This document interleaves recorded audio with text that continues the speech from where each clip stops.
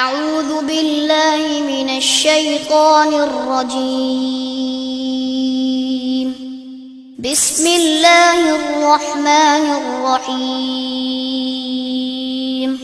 ونعوذ بالله من شرور أنفسنا ومن سيئات أعمالنا من يهده الله فلا مضل له ومن يضلل فلا هادي له وأشهد أن لا إله إلا الله وحده لا شريك له وأشهد أن محمدا عبده ورسوله يا أيها الذين آمنوا اتقوا الله حق تقاته ولا تموتن إلا وأنتم مسلمون يا أيها الناس اتقوا ربكم الذي خلقكم من نفس واحدة وخلق منها زوجها وبث منهما رجالا كثيرا ونساء واتقوا الله الذي تساءلون به والأرحام إن الله كان عليكم رقيبا يا أيها الذين آمنوا اتقوا الله وقولوا قولا سديدا يصلح لكم أعمالكم ويغفر لكم ذنوبكم ومن يطع الله ورسوله فقد فاز فوزا عظيما أما بعد فإن خير الحديث كتاب الله وخير الهدي هدي محمد صلى الله عليه وسلم وشر الأمور محدثاتها وكل محدثة بدعة وكل بدعة ضلالة وكل ضلالة في النار. قال تعالى: ومن الناس من يتخذ من دون الله أندادا يحبونهم كحب الله والذين آمنوا أشد حبا لله ولو يرى الذين ظلموا إذ يرون العذاب أن القوة لله جميعا وَأَنَّ اللَّهَ شَدِيدُ الْعَذَابِ. سورہ بقرہ کی آیت نمبر 165، اس کی میں نے آپ کے سامنے تلاوت کی ہے۔ اس آیت کا ترجمہ کر لینے سے پہلے یہ بتانا چاہوں گا کہ اس آیت کا اس آیت سے کیا تعلق ہے جو اس سے پیشتر ہے۔ تو گزارش یہ ہے کہ آیت نمبر 163 میں اللہ رب العزت نے اپنی توحید کا تذکرہ کیا، فرمایا وَإِلَٰهُكُمْ إِلَٰهٌ وَاحِدٌ لَا إِلَٰهَ إِلَّا هُوَ الرَّحْمَٰنُ الرَّحِيمُ، کہ تمہارا معبود ایک ہی معبود ہے، اس کے علاوہ کوئی معبود برحق نہیں ہے۔ اس کے بعد آیت نمبر 164 میں اللہ رب العزت نے وہ دلائل ذکر کیے، وہ آیات اور نشانیاں ذکر کی جن سے پتہ چلتا ہے کہ اللہ رب العزت وحدہ لا شریک ہیں، اور اللہ رب العزت کے ساتھ کسی کو بھی عبادت میں شریک کرنا جرم ہوگا، کیونکہ اللہ رب العزت ہی رب ہیں اور اللہ رب العزت ہی پوری دنیا کا نظام اور سسٹم چلا رہے ہیں، تو جس کے یہ اوصاف ہوں وہی ہر طرح کی عبادت کا حقدار ہے۔ اس کے بعد اللہ تعالیٰ اس آیت میں یعنی کہ آیت نمبر 165 میں بیان کر رہے ہیں کہ ان دلائل کے واضح ہونے کے باوجود دنیا میں ایسے لوگ پائے جاتے ہیں جو اللہ تعالیٰ کے ساتھ اوروں کو شریک کرتے ہیں۔ چنانچہ اللہ تعالیٰ نے فرمایا وَمِنَ النَّاسِ مَن يَتَّخِذُ مِن دُونِ اللَّهِ أَندَادًا، اور بعض لوگ ایسے ہیں جو غیر اللہ میں سے کئی ایک کو شریک بناتے ہیں، یحبونہم کحب اللہ، وہ ان سے ایسے محبت کرتے ہیں جیسے اللہ رب العزت سے محبت ہونی چاہیے۔ اور وہ لوگ جو ایمان لائے وہ اللہ رب العزت سے محبت کرنے میں کہیں آگے ہیں، اور اگر دیکھ لیں وہ لوگ جنہوں نے ظلم کیا اذ یرون العذاب، اس وقت کو کہ جب وہ دیکھیں گے عذاب کو، تو جان لیں کہ یقیناً ساری کی ساری قوت اللہ تعالیٰ کے لیے ہے، اور یقیناً اللہ تعالیٰ شدید عذاب دینے والا ہے۔ اس آیت کے الفاظ اور مفردات کی طرف آتے ہیں۔ وَمِنَ النَّاسِ، یہ من جو ہے تبعیدیہ ہے، بعض کا کچھ کا معنی دے رہا ہے۔ وَمِنَ النَّاسِ مَن يَتَّخِذُ مِن دُونِ اللَّهِ أَندَادًا، من یہ اسم موصول ہے جو کے معنی میں، یتخذ یہ فعل مضارع ہے واحد کے لیے، من دون اللہ اس کا معنی کیا ہے؟ غیر اللہ۔ اندادن، انداد ند کی جمع ہے۔ ند کس کو کہتے ہیں؟ شریک کو، یعنی کہ کچھ لوگ ایسے ہیں جو غیر اللہ کو اللہ کا شریک بناتے ہیں، تو انداد شریک کو کہتے ہیں۔ یحبونہم کحب اللہ، یہ جملہ صفت ہے انداد کے لیے کہ وہ ان سے ایسے محبت کرتے ہیں جیسے وہ اللہ سے محبت کرتے ہیں، وہ ان سے ایسے محبت کرتے ہیں جیسے اللہ سے محبت ہونی چاہیے۔ یحبون فعل مضارع ہے جمع کے لیے، وہ محبت کرتے ہیں، ہم ان سے کن سے؟ انداد سے۔ اور آپ دیکھ رہے ہوں گے کہ ہم کا لفظ جو ہے یہ عام طور پہ استعمال ہوتا ہے عقلاء کے لیے، یعنی کہ ان کے لیے جو صاحب عقل ہوں، انسانوں کے لیے، جنوں کے لیے، فرشتوں کے لیے۔ تو یحبونہم، وہ ان سے محبت کرتے ہیں، اس کا مطلب یہ ہے کہ انداد کون ہوتے ہیں؟ یہ صاحب عقل ہوتے ہیں۔ انداز سے مراد وہ لوگ ہیں، وہ انسان ہیں، وہ جن ہیں، وہ فرشتے ہیں جن کی اللہ کے علاوہ عبادت کی جاتی ہے، جن کو عبادت میں اللہ کا شریک بنایا جاتا ہے، جن سے اللہ سے بڑھ کر یا اللہ کے برابر محبت کی جاتی ہے۔ وہ چاہے بعد میں بت بن گئے ہوں، بتوں کی جب عبادت کی جاتی ہے تو ان کے پیچھے بھی شخصیات ہوتی ہیں۔ مثال کے طور پہ اہل مکہ لات کی عبادت کرتے تھے، تو جناب عبداللہ ابن عباس فرماتے ہیں کہ لات ایک آدمی تھا جو نیک تھا، حاجیوں کی خدمت کیا کرتا تھا، انہیں ستو پلایا کرتا تھا۔ تو بتوں کے پیچھے بھی کون ہیں؟ انسان، شخصیات۔ یہ باتیں کرنے کا مقصد کیا ہے کہ جب ہم آج کل کے کلمہ پڑھنے والوں کو قبروں کی عبادت کرنے سے روکتے ہیں تو وہ کہتے ہیں کہ آپ ہمارے سامنے ہمارے لیے وہ آیتیں پڑھتے ہیں جو آیتیں اللہ رب العزت نے ان لوگوں کے لیے نازل کی ہیں جو بتوں کی عبادت کیا کرتے تھے، اور بت بے جان چیز تھے، اور بت وہ چیزیں تھیں جو عقل و شعور سے محروم تھے، اس لیے ان کی مذمت بیان کی گئی۔ اور ہم قبروں پہ آتے ہیں، قبر والوں سے دعا کرتے ہیں، وہ ہماری اللہ رب العزت سے سفارش کرتے ہیں، تو یہ چیز شرک نہیں ہے۔ تو اس ایسے واضح ہو رہا ہے کہ جن بتوں کی وہ لوگ عبادت کیا کرتے تھے ان کے پیچھے انسان تھے، ان کے پیچھے جن تھے، ان کے پیچھے فرشتے تھے۔ نبی علیہ الصلوۃ والسلام جب بیت اللہ تشریف لائے اور آپ نے بیت اللہ میں موجود بتوں کو توڑا اور توڑنے کا حکم دیا، تو ان میں ابراہیم علیہ السلام اور اسماعیل علیہ السلام کے مجسمے بھی تھے، اور ان کے ہاتھوں میں تیر دیے گئے تھے، تو ان کو بھی معبود بنا لیا گیا تھا، ان سے بھی دعائیں ہوتی تھیں۔ اور ایسے ہی نوح علیہ السلام کی قوم میں 5 بزرگ تھے جن کا تذکرہ سورہ نوح میں موجود ہے، ود، سوا، یغوث، نصر وغیرہ۔ تو ان کی وہ عبادت کیا کرتے تھے، اور یہ کون تھے؟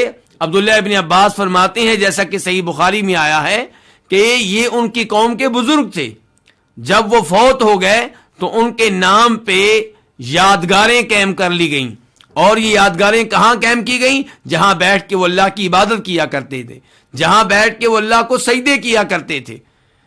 تو بعد میں آنے والی نسلوں نے ان یادگاروں کی، ان بتوں کی عبادت شروع کر دی۔ تو کہنے کا مطلب یہ ہے کہ جن کی عبادت کی جاتی ہے وہ انسان ہوں، جن ہوں، فرشتے ہوں، جو بھی چیز ہو، وہ کیا ہے؟ وہ ند ہے، اور اسے پکارنا، اس کی عبادت کرنا، اسے اللہ تعالیٰ کے ساتھ شریک کرنا ہے۔ کحب اللہ، اللہ سے محبت کرنے کی طرح۔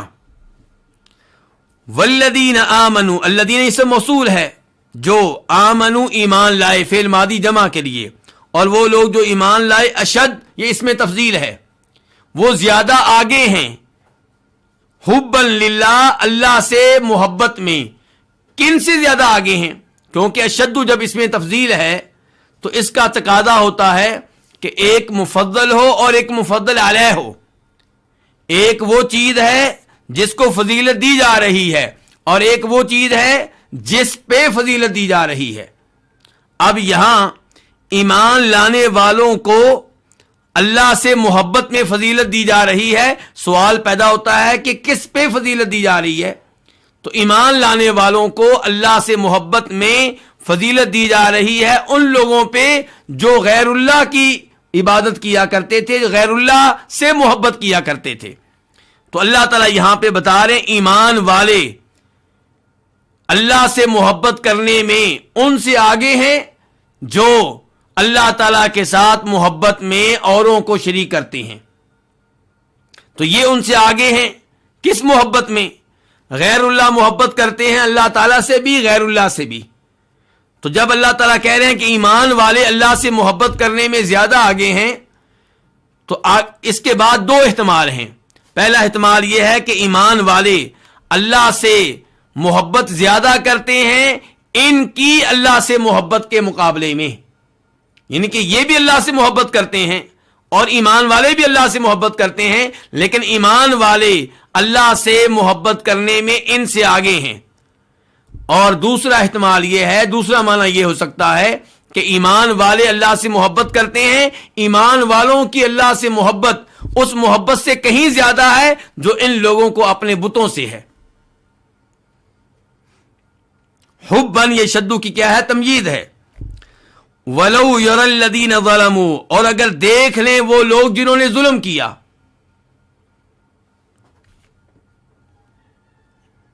اذ اس وقت کو جب وہ دیکھیں گے عذاب کو، تو یہاں پہ لو کا جواب جو ہے وہ مقدر ہے۔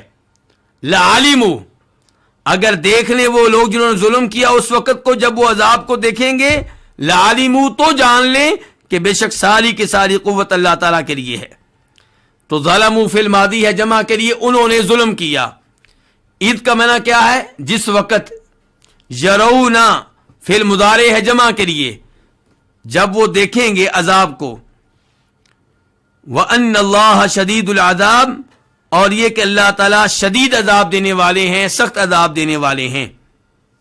اب ہم آتے ہیں اس آیت کی تفسیر کی طرف۔ اللہ رب العزت اس آیت میں یہ وعدے کر رہے ہیں کہ وہ لوگ جو غیر اللہ کو اللہ کا شریک بنائے ہوئے ہیں، وہ غیر اللہ سے محبت کرتے ہیں ایسے ہی جیسے محبت کس سے کرنی چاہیے؟ اللہ تعالیٰ سے کرنی چاہیے۔ وہ غیر اللہ سے محبت کرتے ہیں جیسے اللہ تعالیٰ سے محبت ہوتی ہے۔ تو اللہ رب العزت ان لوگوں کو مشرک قرار دے رہے ہیں۔ کس لیے؟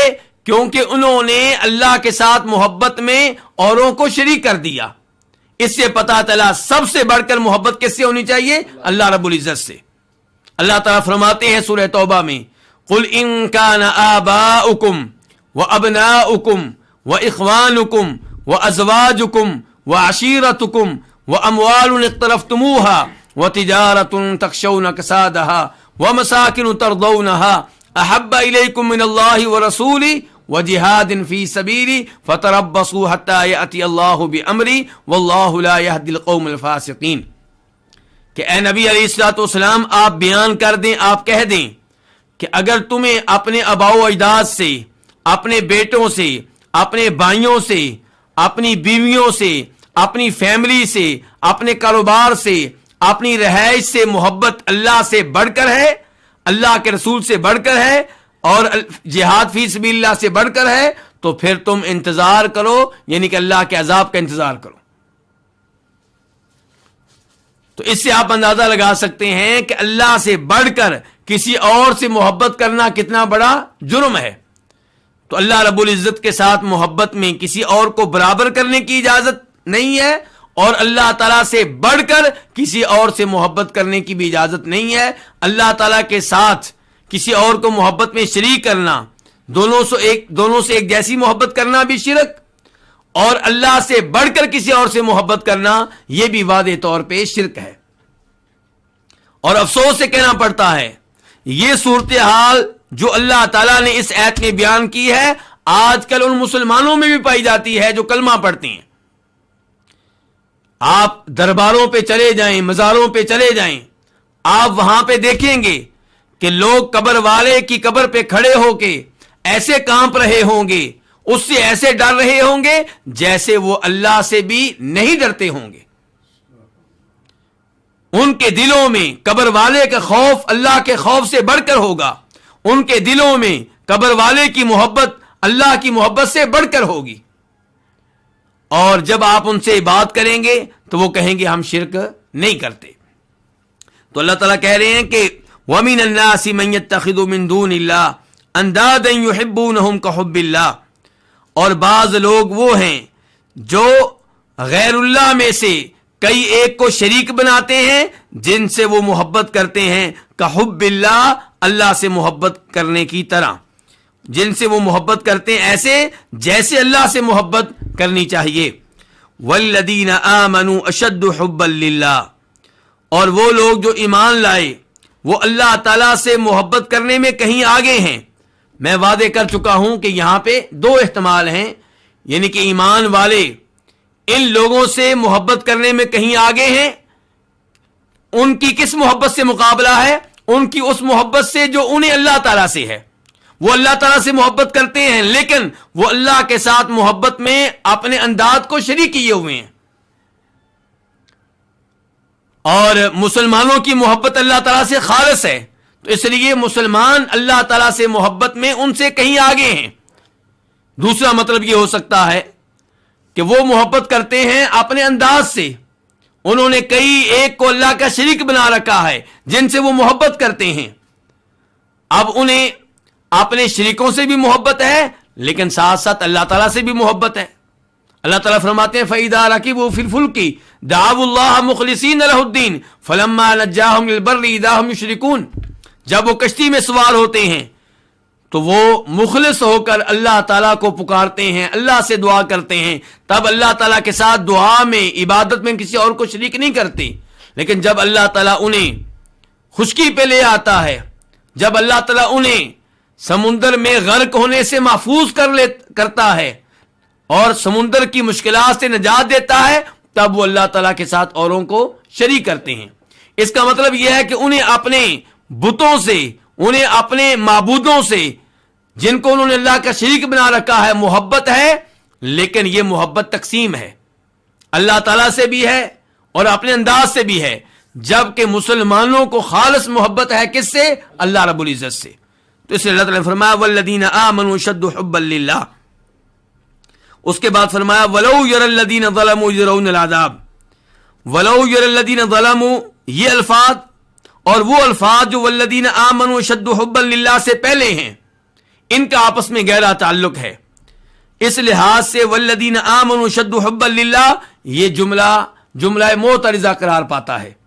اللہ تعالیٰ بیان کر رہے ہیں کہ بعض لوگ ایسے ہیں جو غیر اللہ کو اللہ تعالیٰ کا شریک بناتے ہیں، اور ایسا شریک بناتے ہیں کہ وہ ان سے ایسے محبت کرتے ہیں جیسے انہیں اللہ تعالیٰ سے محبت کرنی چاہیے۔ اس کے بعد فرمایا وَلَوْ يَرَى الَّذِينَ ظَلَمُوا إِذْ يَرَوْنَ الْعَذَابَ أَنَّ الْقُوَّةَ لِلَّهِ جَمِيعًا، اور اگر وہ دیکھ لیں وہ لوگ جنہوں نے ظلم کیا، الذین ظلموا، یہ یرا کے لیے کیا بن رہا ہے؟ فاعل بن رہا ہے۔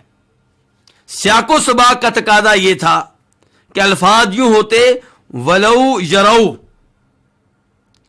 اور اگر وہ دیکھیں اس وقت کو جب وہ عذاب کو دیکھیں گے، لیکن اللہ تعالی نے کیا کہا ہے؟ اللہ نے یہ نہیں کہا کہ اگر وہ دیکھیں، اللہ نے کہا ہے کہ اگر وہ دیکھیں جنہوں نے ظلم کیا۔ اس سے پتا چلا کہ اللہ رب العزت کے ساتھ محبت میں اوروں کو شریک کرنے والے کیا ہے؟ ظالم ہیں۔ اور ظلم سے مراد یہاں پہ کون سا ظلم ہے؟ ظلم اکبر، جس کو شرک کہتے ہیں۔ ان الشرک لظلم عظیم۔ تو اللہ تعالیٰ نے ان کو یہاں پہ ظالم قرار دیا اور ان کو مشرک قرار دیا، اسی لیے یہاں پہ ضمیر کی جگہ پہ وہ الفاظ استعمال کیے گئے جو ظاہر ہیں۔ وَلَوْ يَرَوْا إِذْ يَرَوْنَ کی جگہ پہ کیا کہا گیا؟ وَلَوْ يَرَى الَّذِينَ ظَلَمُوا، اور اگر دیکھیں وہ لوگ جنہوں نے ظلم کیا۔ ظلم کیسے کیا؟ جب اللہ رب العزت کے ساتھ محبت میں اوروں کو شریک کیا تو یہ کیا ہوا؟ ظلم ہوا، یہ شرک ہوا۔ اور اگر دیکھیں وہ لوگ جنہوں نے ظلم کیا اس وقت کو کہ جب وہ دیکھیں گے عذاب کو، اللہ تعالیٰ یہاں پہ وعدے کر رہے ہیں کہ اگر یہ لوگ وہ منظر دیکھ لیں جو منظر ان کا اس وقت ہوگا جب یہ عذاب کو دیکھ رہے ہوں گے، تو پھر یہ کبھی شرک نہ کریں۔ اب ان کو بتایا جا رہا ہے کہ وہ منظر بڑا خوفناک ہے، وہ منظر بڑا ہولناک ہے، لیکن یہ مانتے نہیں ہیں، یہ اس کے باوجود شرک کرتے ہیں، جبکہ وہ منظر بڑا ہی خطرناک ہوگا ان کے لیے۔ یہ تب دیکھیں گے کہ ساری کی ساری قوت اللہ تعالیٰ کے لیے ہے۔ وہاں پہ وہ انداد جن کو اللہ کا شریک بناتے رہے ان کے ہاتھ میں کچھ بھی نہیں ہوگا، سارا معاملہ واضح ہو جائے گا، وہ خود بھاگ رہے ہوں گے، وہ خود ان سے جان چھڑا رہے ہوں گے، اور وہاں پہ ساری قوت اور قدرت اللہ تعالیٰ کے ہاتھ میں ہوگی، اور تب اللہ تعالیٰ شدید عذاب دینے والا ہوگا ان کو جو اللہ تعالیٰ کے ساتھ اوروں کو شریک کرتے رہے۔ وَلَوْ يَرَى الَّذِينَ ظَلَمُوا إِذْ يَرَوْنَ الْعَذَابَ، اور اگر دیکھنے وہ لوگ جنہوں نے ظلم کیا اس وقت کو جب وہ دیکھیں گے عذاب کو، یہاں پہ لو کا جواب مقدر ہے لَعَلِمُوا، تو تب وہ جان لیں گے کہ ان القوت للہ جمیعا، کہ ساری کی ساری قوت اللہ تعالیٰ کے لیے ہے۔ یہ لام اختصاص کے لیے ہے کہ ساری قوت خاص ہے کس کے لیے؟ اللہ رب العزت کے لیے۔ اور یہ بھی جان لیں گے کہ اللہ تعالیٰ شدید عذاب دینے والا ہے، بدترین عذاب دینے والا ہے۔ آیت کے شروع میں اللہ نے کہا تھا وَمِنَ النَّاسِ مَن يَتَّخِذُ مِن دُونِ اللَّهِ اندادا، اور اندادا کا لفظ نکرہ کے طور پہ استعمال ہوا ہے، تو اللہ تعالیٰ کے ساتھ کسی بھی غیر کو شریک بنانے کی اجازت نہیں ہے، چاہے وہ شریک جس کو بنایا جا رہا ہے اللہ تعالیٰ کا محبوب بندہ ہو۔ تو اللہ تعالیٰ کے ساتھ اللہ کے مقرب فرشتوں کو اللہ کا شریک بنانے کی اجازت نہیں ہے، اللہ تعالیٰ کے ساتھ ان انسانوں کو شریک بنانے کی اجازت نہیں ہے جن کو اللہ نے اپنے خاص انسان قرار دیا، جو اللہ کے نبی اور رسول کہلائے۔ یہی وجہ ہے کہ امام احمد روایت کرتے ہیں اور دیگر کئی ائمہ حدیث روایت کرتے ہیں کہ نبی علیہ الصلوۃ والسلام کے سامنے ایک آدمی کہتا ہے اللہ کے رسول ویسے ہوگا جیسے آپ چاہیں گے اور جیسے اللہ تعالیٰ چاہے گا، ایسے ہوگا جیسے اللہ چاہے گا اور جیسے آپ چاہیں گے۔ تو اس آدمی نے ان الفاظ میں نبی علیہ الصلوۃ والسلام کو اللہ کا شریک بنا دیا، کس میں؟ مشیت میں۔ وہ کہہ رہا ویسے ہوگا جیسے اللہ تعالیٰ چاہیں گے اور جیسے آپ چاہیں گے۔ تو نبی علیہ الصلوۃ والسلام اس پہ ناراض ہوئے اور آپ نے کہا اجعلتنی للہ ندا، کیا تو نے مجھے اللہ کا شریک بنا دیا ہے؟ یہ کہو ویسے ہوگا جیسے تنہا اللہ چاہے گا۔ تو نبی علیہ الصلوۃ والسلام نے یہاں پہ انکار کیا اس پہ جس نے آپ کو اللہ کا شریک بنا دیا، حالانکہ آپ اللہ کے محبوب بندے ہیں، بلکہ تمام انسانوں میں آپ سب سے بڑھ کر اللہ کے محبوب ہیں، سب سے بڑھ کر افضل ہیں، سب سے بڑھ کر اللہ کے پیارے ہیں۔ اور عام طور پہ جن کو اللہ کا شریک بنایا جاتا ہے وہ اللہ کے پیارے ہوتے ہیں، وہ اللہ تعالیٰ کے ولی ہوتے ہیں، وہ لوگ ہوتے ہیں جنہوں نے اپنی ساری زندگی اللہ کی عبادت میں اور اللہ کی توحید میں گزاری ہوتی ہے، تو ان کو بھی اللہ کا شریک بنانے کی اجازت نہیں ہے۔ اور آج کلمہ پڑھنے والے مسلمان اس غلط فہمی میں ہیں کہ جن کو ہم پکارتے ہیں، جن سے مشکل اوقات میں ہم رابطہ کرنے کی کوشش کرتے ہیں، یہ تو اللہ کے پیارے ہیں، یہ تو نیک ہیں، تو وہ اس لیے اس کو شرک نہیں سمجھتے کیونکہ جن کو وہ پکارتے ہیں وہ ان کی نگاہوں میں اللہ کے ولی ہوتے ہیں اور اللہ کے نیک بندے ہوتے ہیں۔ تو گزارش یہی ہے کہ اللہ کے ساتھ کسی کو بھی شریک بنایا جائے اللہ رب العزت کو گوارا نہیں ہے، اللہ رب العزت وحدہ لا شریک ہیں۔ اس کے بعد آیت نمبر 166، اس میں اللہ تعالیٰ فرماتے ہیں اذ تبرأ الذین اتبعوا من الذین اتبعوا ورأوا العذاب وتقطعت بهم الاسباب، جب بالکل لا تعلق ہو جائیں گے وہ لوگ جن کی پیروی کی گئی ان لوگوں سے جنہوں نے پیروی کی، جن کی پیروی کی گئی وہ لا تعلق ہو جائیں گے ان سے جنہوں نے پیروی کی۔ ورأوا العذاب، اس حال میں کہ وہ عذاب دیکھ لیں گے، وتقطعت بهم الاسباب، اور ان کے تعلقات ٹوٹ جائیں گے، ختم ہو جائیں گے۔ اس کا معنی کیا ہے؟ جب تبرأ یہ فعل ماضی ہے، واحد کے لیے ہے، لا تعلق ہو جائیں گے، بالکل لا تعلق ہو جائیں گے۔ الذین تبعوا، وہ لا تعلق ہو جائیں گے جن کی پیروی کی گئی، جن کو شریک بنایا گیا، جن کی عبادت کی گئی۔ کن سے لا تعلق ہو جائیں گے؟ ان سے جو ان کی پیروی کرتے رہے، جو ان کی عبادت کرتے رہے، جو انہیں اللہ تعالیٰ کے ساتھ شریک کرتے رہے۔ وَرَأَوُا الْعَذَابَ، اس حال میں کہ یہ عذاب دیکھ لیں گے۔ کون عذاب دیکھ لیں گے؟ یہ عذاب دیکھ لیں گے جن کی پیروی کی گئی۔ تو عذاب دیکھ کر وہ لا تعلق ہو جائیں گے ان سے جو انہیں شریک کرتے رہے، جو ان کی پیروی کرتے رہے، جو ان کی عبادت کرتے رہے، جو ان سے غیبانہ طور پہ دعائیں کرتے رہے۔ وَتَقَطَّعَتْ بِهِمُ الْأَسْبَابُ، اور ان سے اسباب ٹوٹ جائیں گے، ختم ہو جائیں گے۔ تو اتبرأ الذین اتبعوا، الذین کیا ہے؟ اسم موصول ہے۔ اتبعوا جمع ہے، فعل ماضی ہے مجہول کے لیے، جن کی پیروی کی گئی۔ لا تعلق ہو جائیں گے من الذین اتبعوا، ان سے جنہوں نے پیروی کی۔ الذین اسم موصول ہے، اتبعوا یہ بھی فعل ماضی ہے لیکن یہ معلوم ہے۔ تو اتبعوا کا معنی کیا تھا؟ جن کی پیروی کی گئی، اور اتبعوا جنہوں نے پیروی کی۔ ورأوا العذاب، وہ حالیہ ہے اس حال میں کہ رأو دیکھ لیں، یہ فعل ماضی ہے جمع کے لیے ہے۔ دیکھ لیں گے، کس کو دیکھ لیں گے؟ العذاب، عذاب کو۔ وَتَقَطَّعَتْ بِهِمُ الْأَسْبَابُ، تقطعت فعل ماضی ہے، واحد مؤنث کے لیے ہے۔ تقطعت کا فاعل کیا؟ اسباب۔ اسباب سے مراد کیا ہے؟ اسباب سبب کی جمع ہے۔ کس کو کہتے ہیں؟ رسی کو کہتے ہیں۔ مراد کیا ہے یہاں پہ؟ تعلقات، اور تعلقات جو ہوتے ہیں وہ رسی کی حیثیت رکھتے ہیں دو آدمیوں کے درمیان۔ تو یہ تعلقات دوستی کی شکل میں بھی ہوتے ہیں، یہ تعلقات رشتہ داری کی شکل میں بھی ہوتے ہیں۔ تو اللہ تعالیٰ فرما رہے ہیں وَتَقَطَّعَتْ بِهِمُ الْأَسْبَابُ، رشتہ داریاں بھی وہاں پہ ختم ہو جائیں گی، دوستیاں بھی ختم ہو جائیں گی۔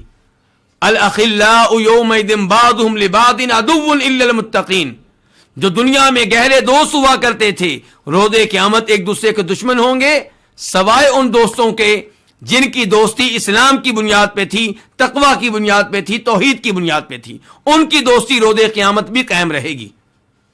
اور اگر آپ رشتہ داری کے تعلقات کی طرف آئیں تو اللہ تعالیٰ کیا کہتے ہیں؟ یوم یفر المرء من اخیہ وامہ وابیہ وصاحبتہ وبنیہ، اس دن انسان بھاگ رہا ہوگا کس سے؟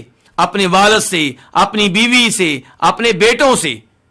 تو اللہ تعالیٰ یہاں پہ کہتے ہیں وَتَقَطَّعَتْ بِهِمُ الْأَسْبَابُ، یہاں پہ اس آیت میں اللہ رب العزت نے وعدے کر دیا کہ دنیا میں جن پہ تم اعتماد کرتے ہو، جن پہ توکل کرتے ہو، جن کے نام پہ بکرے ذبح کرتے ہو، جنہیں غیبانہ طور پہ پکارتے ہو، جنہیں مشکل کشا حاجت روا قرار دیتے ہو، یہ روز قیامت تمہارے کام نہیں آئیں گے، بلکہ تم سے جان چھڑائیں گے، تم سے لا تعلق ہو جائیں گے۔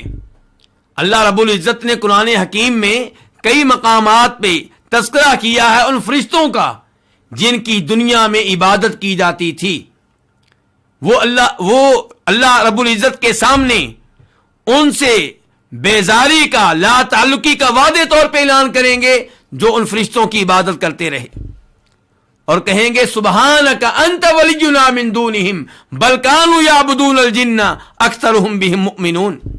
فرشتے کہیں گے یا اللہ تو اس بات سے پاک ہے کہ تیرے ساتھ کسی اور کو عبادت میں شریک کیا جائے، تیرا کوئی شریک نہیں ہے، ہمارا تعلق اے اللہ تجھ سے ہے، ان سے ہمارا کوئی تعلق نہیں ہے، یہ ہماری عبادت نہیں کرتے تھے، یہ جنوں کی عبادت کرتے ہوں گے۔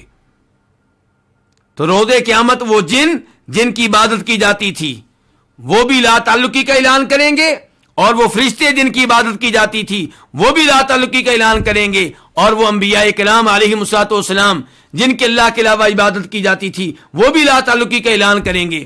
آپ وہ آیات پڑھ لیں جن آیات میں آتا ہے کہ اللہ تعالیٰ عیسیٰ علیہ السلام سے پوچھیں گے کہ اے عیسیٰ یہ لوگ تیری عبادت کرتے رہے، تیری ماں کی عبادت کرتے رہے، کیا تم لوگوں نے ان سے کہا تھا کہ تمہاری عبادت کریں؟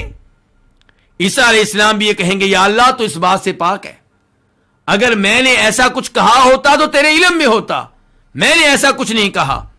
اور اللہ تعالیٰ مجموعی طور پہ فرماتے ہیں سورہ احقاف میں وَمَنْ أَضَلُّ مِمَّنْ يَدْعُو مِن دُونِ اللَّهِ مَن لَّا يَسْتَجِيبُ لَهُ إِلَىٰ يَوْمِ الْقِيَامَةِ وَهُمْ عَن دُعَائِهِمْ غَافِلُونَ وَإِذَا حُشِرَ النَّاسُ كَانُوا لَهُمْ أَعْدَاءً وَكَانُوا بِعِبَادَتِهِمْ كَافِرِينَ کہ ان سے بڑھ کر گمراہ کون ہوں گے جو اللہ رب العزت کے علاوہ دوسروں کو پکارتے ہیں، دوسروں سے دعائیں کرتے ہیں، اور جن سے دعائیں کرتے ہیں ان کا حال یہ ہے وہ قیامت تک ان کی دعاؤں کو قبول نہیں کر سکتے، بلکہ وَهُمْ عَن دُعَائِهِمْ غَافِلُونَ، قبول کرنا دور کی بات، انہیں یہ معلوم نہیں ہے کہ ہم سے کوئی دعا کر رہا ہے، ہمیں کوئی پکار رہا ہے۔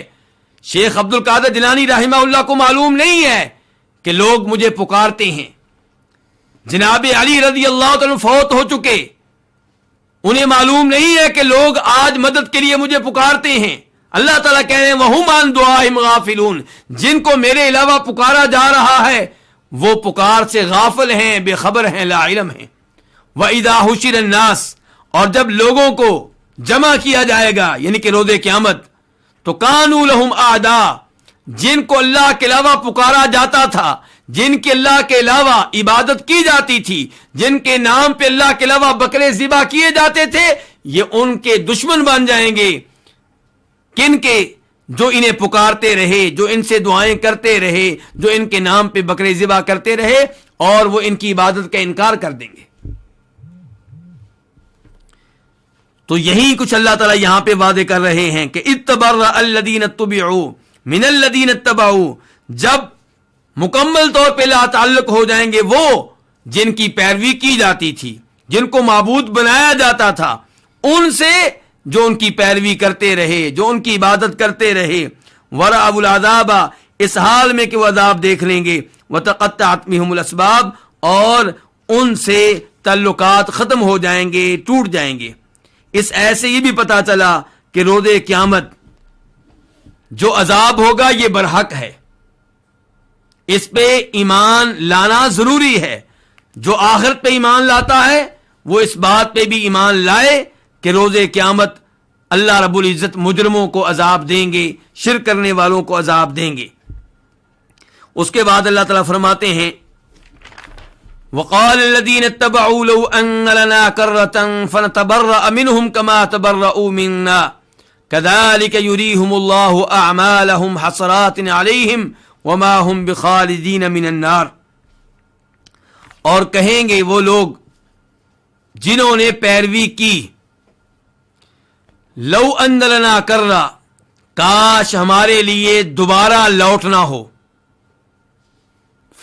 کہاں لوٹنا ہو؟ دنیا میں۔ فنتبرأ منہم، تو ہم ان سے مکمل طور پہ لا تعلق ہو جائیں۔ کن سے؟ جن کی ہم عبادت کرتے رہے، جن کی دنیا میں ہم پیروی کرتے رہے، جو آج ہم سے لا تعلق ہو چکے ہیں، اگر ہمیں دنیا میں بھیجا جائے فنتبرأ منہم، تو ہم ان سے مکمل طور پہ لا تعلق ہو جائیں، کما تبرؤوا منا، جیسے وہ آج ہم سے لا تعلق ہو چکے ہیں۔ کذالک یریہم اللہ اعمالہم حسرات علیہم، اسی طرح اللہ تعالیٰ ان کو ان کے اعمال دکھائے گا اس حال میں کہ وہ ان کے لیے باعث ندامت ہو چکے ہوں گے، باعث حسرت ہو چکے ہوں گے۔ وما ہم بخارجین من النار، اور یہ قطعی طور پہ آگ سے نکلنے والے نہیں ہیں، یہ کسی بھی صورت میں آگ سے نکلنے والے نہیں ہیں۔ وقالا، اور کہیں گے وہ لوگ جنہوں نے پیروی کی، قالا یہ لفظ فعل ماضی کا ہے، جبکہ جن امور کا تذکرہ ان آیات میں ہو رہا ہے ان کا تعلق روز آخرت سے ہے، اور روز آخرت واقع ہو چکا یا واقع ہوگا؟ واقع ہوگا مستقبل میں، لیکن اللہ تعالیٰ وہ الفاظ استعمال کر رہے ہیں جو ماضی کے ہیں۔ اس میں کیا حکمت ہے؟ اللہ تعالیٰ یہ وعدے کر رہے ہیں کہ روز آخرت کا آنا ایسی حقیقت ہے جیسے ان امور کا ہونا حقیقت ہے جو ہو چکے، جیسے وہ امور جو کسی بھی انسان کے ساتھ پیش آ چکے ہوں، ان کے بارے میں اسے یقین ہوتا ہے کہ پیش آ چکے ہیں، کوئی شک و شبہ نہیں ہوتا، ایسے ہی آخرت کے امور پہ یقین ہونا چاہیے کہ یہ واقع ہوں گے اور ان میں کوئی شک و شبہ نہیں ہے۔ تو فرمایا اور کہیں گے وہ لوگ جنہوں نے پیروی کی، الذین اسم موصول، اتبعوا فی الماضی ہے، جنہوں نے پیروی کی، لو یہ تمنا کے لیے ہے، کاش، لو ان لنا کرا، کاش کہ ہمارے لیے دنیا کی طرف دوبارہ لوٹنا ہو، کرتن دوبارہ لوٹنا، مراد کیا ہے لوٹنا کس جانب؟ دنیا کی جانب. فنتبرأ منہم، نتبرأ فعل مضارع ہے جمع متکلم، ہم لا تعلق ہو جائیں، منہم ان سے، کن سے؟ جن کی ہم دنیا میں عبادت کرتے رہے اور وہ آج ہم سے لا تعلقی کا اعلان کر رہے ہیں. کما جیسا کہ، تبرؤ فعل ماضی جمع کے لیے، انہوں نے لا تعلقی اختیار کر لی ہے، منا ہم سے. کذالک کا معنی کیا؟ اسی طرح، یعنی کہ جس طرح یہ دیکھیں گے کہ جن کی ہم عبادت کرتے رہے، جنہیں ہم سجدے کرتے رہے، جن سے ہم دعائیں کرتے رہے، جن کے نام پہ ہم بکرے ذبح کرتے رہے، جن پہ ہمیں بھروسہ تھا کہ ہمیں روز قیامت یہ اللہ کے عذاب سے بچائیں گے، وہ آج ہم سے لا تعلقی کا اعلان کر رہے ہیں. تو جس طرح یہ ان کا عمل ان کے لیے باعث حسرت بن جائے گا، اللہ تعالیٰ کہتے ہیں کذالک یریہم اللہ اعمالہم حسرات علیہم، ایسے ہی اللہ تعالیٰ ان کے سب اعمال کو ان کے لیے باعث ندامت بنا دے گا، سب اعمال پہ ان کو پچھتاوا ہوگا، اپنی محنتوں پہ انہیں پچھتاوا ہوگا.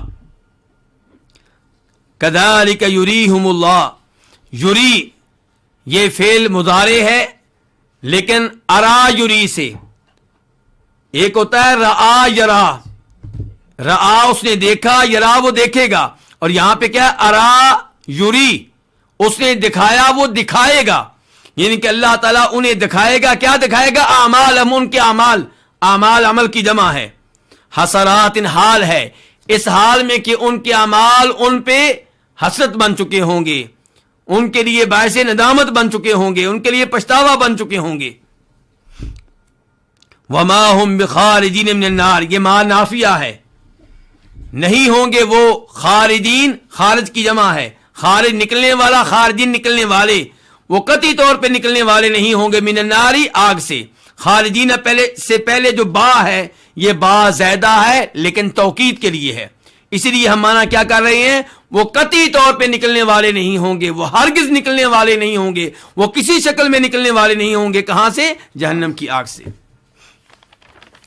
تو اس آیت میں اللہ رب العزت نے یہ وعدے کیا ہے کہ جب وہ لوگ دیکھیں گے جنہوں نے اوروں کو اللہ کا شریک بنایا، کہ جنہیں ہم نے اللہ کا شریک بنایا تھا وہ آج ہم سے لا تعلق ہو گئے ہیں، تو پھر انہیں ان پہ غصہ آئے گا. اب وہ اس تمنا کا اظہار کریں گے کہ اللہ تعالیٰ ہمیں ایک موقع دیں، اللہ تعالیٰ ہمیں دنیا میں لوٹا دیں، اور پھر دنیا میں ہم ان سے لا تعلق ہو جائیں جن کی ہم پہلے عبادت کرتے رہے اور وہ آج ہم سے لا تعلق ہو چکے ہیں. لیکن اس تمنا کے اظہار کا کوئی فائدہ نہیں ہوگا.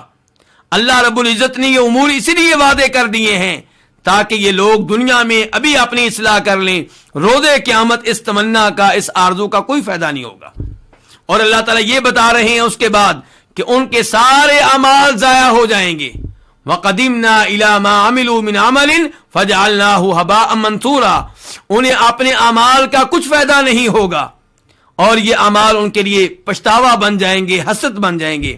اور آخری جملے میں اللہ تعالیٰ فرما رہے ہیں وَمَا هُمْ بِخَالِدِينَ مِنَ النَّارِ، اور وہ کسی شکل میں بھی جہنم کی آگ سے نکلنے والے نہیں ہوں گے. اس سے پتا چلا کہ کفر و شرک کا ارتکاب کرنے والے ہمیشہ ہمیشہ جہنم میں رہیں گے، ان کے عذاب میں کوئی تخفیف نہیں ہوگی، انہیں ایک دن کے لیے، ایک لمحے کے لیے بھی جہنم کی آگ سے نکلنے کی اجازت نہیں ہوگی. اس آخری جملے سے بعض لوگ جن کے عقائد غلط ہیں یہ مسئلہ اخذ کرتے ہیں کہ جو بھی جہنم میں چلا گیا وہ جہنم سے نکلنے والا نہیں ہے، اور وہ کہنا یہ چاہتے ہیں کہ اگر کوئی مسلمان ہے لیکن کبیرہ گناہوں کا ارتکاب کرتا ہے، ایسے گناہوں کا ارتکاب کرتا ہے جو جہنم کی آگ میں لے جانے والے ہیں، تو وہ جہنم سے نکلنے والا نہیں ہے. یہ عقیدہ کن کا ہے؟ خارجیوں کا. یہ عقیدہ کن کا ہے؟ معتزلہ کا. اور یہ غلط عقیدہ ہے. یہ عقیدہ ان احادیث کے خلاف ہے جن احادیث سے پتہ چلتا ہے کہ نبی علیہ الصلوۃ والسلام کی شفاعت سے اور دیگر انبیاء کرام علیہم الصلوۃ والسلام کی شفاعت سے اور فرشتوں کی شفاعت سے کئی لوگوں کو جہنم کی آگ سے نکالا جائے گا، جبکہ وہ جہنم میں کوئلہ بن چکے ہوں گے، جل چکے ہوں گے۔ اللہ رب العزت اپنے نیک بندوں کی شفاعت سے انہیں نکالے گا، اور کئی لوگ ایسے ہوں گے جنہیں اللہ رب العزت کسی کی شفاعت کے بغیر صرف اپنے فضل و کرم سے، اپنی رحمت سے جہنم کی آگ سے نکالے گا۔ اسی لیے صحیح عقیدہ کیا ہے کہ جو بھی توحید پہ فوت ہوا ہے، جس نے بھی کفر و شرک کا ارتکاب نہیں کیا، اس نے کبیرہ گناہ جتنے بھی کیے ہوں، کسی نہ کسی دن وہ جہنم کی آگ سے نکل آئے گا، اور اس کا آخری ٹھکانہ کیا ہوگا؟ جنت ہوگا۔ تو وما ہم بخالدین من النار، وہ جہنم سے کسی بھی شکل میں نکلنے والے نہیں ہوں گے۔ اللہ تعالیٰ کے یہ الفاظ کن کے بارے میں ہیں؟ سیاق و سباق پہ آپ غور کریں گے تو یہ الفاظ ان کے بارے میں ہیں جو اللہ تعالیٰ کے ساتھ اوروں کو شریک کرتے رہے، کفر و شرک کا ارتکاب کرتے رہے۔ یہ مسلمانوں کے بارے میں الفاظ نہیں ہیں۔ اس کے بعد آیت نمبر 168 اللہ تعالیٰ فرماتے ہیں یا ایھا الناس کلوا مما فی الارض حلالا طیبا ولا تتبعوا خطوات الشیطان انہ لکم عدو مبین۔ اے لوگو، تم کھاؤ اس میں سے جو زمین میں ہے، اس حال میں کہ حلال ہو، طیباً عمدہ ہو، ولا تتبعوا خطوات الشیطان، اور تم شیطان کے قدموں کی پیروی نہ کرو، شیطان کے قدموں پہ نہ چلو۔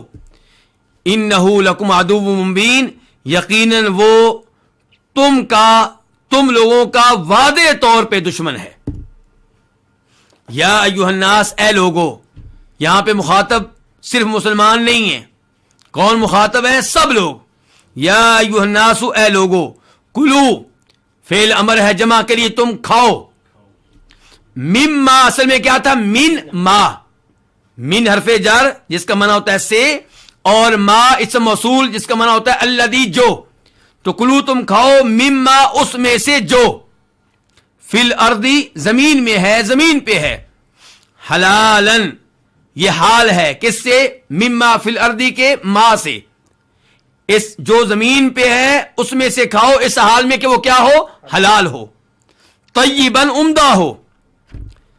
ولا تتبعوا، لا نہیں کے لیے ہے، لا تتبعوا تم پیروی نہ کرو، تم نہ چلو، خطوات الشیطان شیطان کے قدموں پہ، خطوات شیطان کے قدم۔ انہو بے شک وہ، ضمیر کس کی طرف جا رہی ہے؟ شیطان کی طرف۔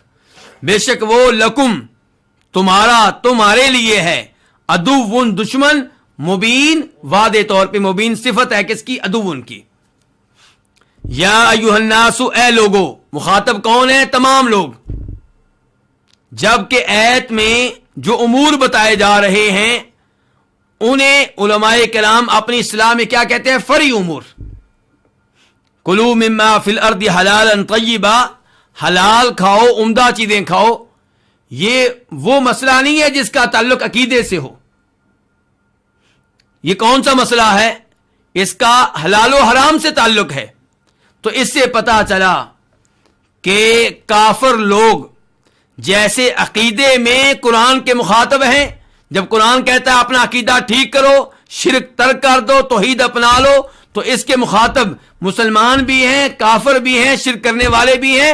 ایسے ہی جب قرآن کہتا ہے نماز پڑھو، زکوٰۃ ادا کرو، حج کرو، سچ کہو، جھوٹ سے گریز کرو، تو جہاں ان امور میں مخاطب مسلمان ہیں، وہاں پہ ان امور میں مخاطب کافر اور مشرک بھی ہیں۔ وہ الگ بات ہے کہ کافروں سے یہ مطالبہ براہ راست نہیں ہے، بلکہ ان سے یہ مطالبہ اس طرح ہے کہ کلمہ پڑھ لو، توحید اپنا لو، جناب محمد رسول اللہ کو رسول مان لو، اور اس کے بعد نمازیں پڑھو، زکوٰۃ ادا کرو، حلال کا اہتمام کرو، حرام سے بچو۔ لیکن بہرحال کافر لوگ شریعت کی فروع میں بھی شریعت کے مخاطب ہیں، جیسے کہ عقیدہ میں وہ مخاطب ہیں۔ اس کی واضح طور پہ دلیل سورہ مدثر کی وہ آیات ہیں جن میں اللہ تعالیٰ واضح کر رہے ہیں کہ جہنمیوں سے سوال ہوگا کہ تم آج جہنم میں کیوں داخل کیے گئے ہو، تمہارا جرم کیا ہے؟ ما سلککم فی سقر قالوا لم نک من المصلین. وہ اپنا پہلا جرم کیا بتائیں گے کہ ہم نماز پڑھنے والے نہیں تھے. ولم نک نطعم المسکین, اور ہم مسکینوں کو کھانا نہیں کھلاتے تھے. اور اس کے بعد وہ بتائیں گے کہ ہم روز آخرت کا انکار کیا کرتے تھے, ہم روز آخرت کو نہیں مانتے تھے. تو وہ اپنے جرائم جب ذکر کریں گے تو ان جرائم میں نماز نہ پڑھنا بھی ہے, ان جرائم میں مسکین کو کھانا نہ کھلانا بھی ہے. اور یہ امور کون سی ہیں؟ فرعی امور ہیں. تو اس سے پتا چلا کہ کافر لوگ شریعت کے مخاطب ہیں, عقائد کے باب میں بھی اور فروع کے باب میں بھی. تو یا ایھا الناس, اے لوگو, کلو تم کھاؤ, مما, اس میں سے جو زمین میں ہے, اس حال میں کہ حلال ہو, طیباً, پاکیزہ ہو. اس سے پتا چلا زمین پہ موجود وہ ساری چیزیں ہم کھا سکتے ہیں جو اللہ رب العزت نے حلال قرار دی ہوں اور عمدہ ہوں. اللہ رب العزت نے ان کو حلال قرار دیا ہو اور کھانے کے لحاظ سے عمدہ ہوں, یعنی کہ ان چیزوں میں انسان کے لیے کوئی نقصان نہ ہو, جسمانی طور پہ بھی اور عقلی طور پہ بھی. شراب کو آپ لے لیں, اللہ نے بھی حرام کر دی ہے, اور جسمانی طور پہ, عقلی طور پہ انسان کے لیے کیا ہے؟ نقصان دہ. خنزیر کو آپ لے لیں, خنزیر کو اللہ نے بھی حرام قرار دیا ہے, اور وہ جسمانی طور پہ انسان کے لیے کیا ہے؟ نقصان دہ ہے. تو اللہ رب العزت نے انہی چیزوں کو حرام قرار دیا ہے جو چیزیں انسان کے لیے نقصان دہ تھیں, اور جو چیزیں مفید ہیں, عمدہ ہیں, انہیں شریعت نے حلال قرار دیا ہے. اللہ تعالیٰ فرماتے ہیں سورہ اعراف میں, الذین یتبعون الرسول النبی الامی الذی یجدونہ مکتوبا عندہم فی التوراۃ یأمرہم بالمعروف وینہاہم عن المنکر ویحل لہم الطیبات ویحرم علیہم الخبائث. اللہ تعالیٰ بتا رہے ہیں تورات میں کہ ہم نے ایسا نبی بھیجا ہے جو عمدہ چیزوں کو حلال قرار دیتا ہے اور بری چیزوں کو, خبیث چیزوں کو, گندی چیزوں کو حرام قرار دیتا ہے. تو ہر وہ چیز جو عمدہ ہے اسے اللہ رب العزت نے حلال قرار دیا ہے, اور ہر وہ چیز جس میں انسان کے لیے نقصان ہے, جو انسان کو ضرر پہنچانے والی ہے, جو خبیث ہے, اس کو شریعت نے حرام قرار دیا ہے. تو یا ایھا الناس کلوا مما فی الارض حلالا طیبا, ان الفاظ میں یہ پیغام بھی ہے کہ کسی انسان کو یہ حق حاصل نہیں ہے کہ وہ اللہ کی حلال کردہ چیزوں کو حرام ٹھہرائے. آپ جانتے ہوں گے کہ نبی علیہ الصلوۃ والسلام کے زمانے کے مشرک, آپ کے زمانے کے کافر کئی ایسی چیزوں کو حرام قرار دیتے تھے جن کو اللہ نے حلال قرار دیا ہوا تھا. انہوں نے کئی جانوروں کو تقسیم کر رکھا تھا کہ یہ جانور اللہ تعالیٰ کے لیے ہیں, یہ ہمارے بتوں کے لیے ہیں, اور جو ہمارے بتوں کے لیے ہیں وہ ہمارے لیے حلال نہیں ہے. تو اللہ کی طرف سے حلال کردہ چیزوں کو حرام قرار دینا یہ بھی جرم ہے. جیسے اللہ تعالیٰ کی طرف سے حرام کردہ چیز کو حلال قرار دینا جرم ہے, ایسے اللہ تعالیٰ کی طرف سے حلال کردہ چیز کو حرام سمجھنا یا حرام قرار دینا وہ بھی جرم ہے. تو دونوں کام غلط ہیں. تو اللہ تعالیٰ کہہ رہے ہیں یا ایھا الناس, اے لوگو تم کھاؤ اس میں سے جو زمین میں ہے, حلالن, اس حال میں کہ حلال ہو, طیباً, عمدہ ہو. ولا تتبعوا خطوات الشیطان, اور شیطان کے قدموں کی پیروی نہ کرو, شیطان کے اعمال نہ اپناؤ. جو کام شیطان کرتا ہے وہ تمہیں کرنے کی اجازت نہیں ہے. مثال کے طور پہ شیطان بائیں ہاتھ سے کھاتا ہے, تو ہمارے نبی علیہ الصلوۃ والسلام نے فرمایا بائیں ہاتھ سے نہ کھاؤ, کیونکہ بائیں ہاتھ سے کون کھاتا ہے؟ شیطان کھاتا ہے. تو شیطان کے قدموں پہ چلنے کی اجازت نہیں ہے. ایسے ہی شیطان جو بھی کام کرتا ہے وہ ہم نہیں کر سکتے, کیونکہ شیطان کے سارے کام وہ ہیں جو اللہ تعالی کی شریعت کے خلاف ہیں. ہر وہ گناہ جو زمین پہ کیا جاتا ہے وہ کیا ہے؟ شیطان کا عمل ہے. جب ہم وہ گناہ کرتے ہیں جس پہ اللہ رب العزت ناراض ہوتے ہیں, وہ گناہ شیطان کی پیروی کا نتیجہ ہوتا ہے. تو اللہ تعالیٰ کہہ رہے ہیں ولا تتبعوا خطوات الشیطان, اور تم شیطان کے قدموں کی پیروی نہ کرو, یعنی کہ وہ اعمال نہ کرو جو اعمال شیطان سر انجام دیتا ہے، بے حیائی کے کام، یہ کس کے ہیں؟ شیطان کے کام ہیں۔ فَإِنَّهُ يَأْمُرُ بِالْفَحْشَاءِ وَالْمُنکَرِ، شیطان بے حیائی کے کاموں کا حکم دیتا ہے۔ اِنَّهُ لَكُمْ عَدُوٌّ مُبِينٌ، اللہ نے کہا کہ تمہیں یہ بات معلوم ہونی چاہیے کہ شیطان تمہارا دشمن ہے اور اس نے واضح طور پہ تم لوگوں سے دشمنی کا اعلان کیا ہے۔ ان الشیطان لکم عدو فاتخذوہ عدوا۔ اس کے بعد آیت نمبر 169 اللہ تعالیٰ فرماتے ہیں انما یأمرکم بالسوء والفحشاء وان تقولوا علی اللہ ما لا تعلمون، سوائے اس کے نہیں وہ تمہیں حکم دیتا ہے برائی کا اور بے حیائی کا اور اس بات کا کہ تم اللہ پہ وہ کہو جو تم نہیں جانتے ہو۔ اللہ رب العزت نے پچھلی آیت میں واضح کیا کہ شیطان تمہارا دشمن ہے اور اللہ نے یہ بھی کہا کہ اس کی پیروی نہ کرو۔ اب اللہ تعالیٰ بتا رہے ہیں اس کی پیروی کیوں نہ کرو، کیونکہ وہ جن چیزوں کا تمہیں حکم دیتا ہے، جن چیزوں کی ترغیب دیتا ہے، جو وسوسے تمہارے دل میں ڈالتا ہے، وہ سارے کے سارے برائی پہ مبنی ہیں، بے حیائی پہ مشتمل ہیں، اور وہ سارے کے سارے ایسے امور پہ مشتمل ہیں جن امور کو رب العزت کے اوپر جھوٹ باندھو گے۔ تو فرمایا انما، سوائے اس کے نہیں، یہ لفظ آتا ہے حصر کے لیے، یأمرکم،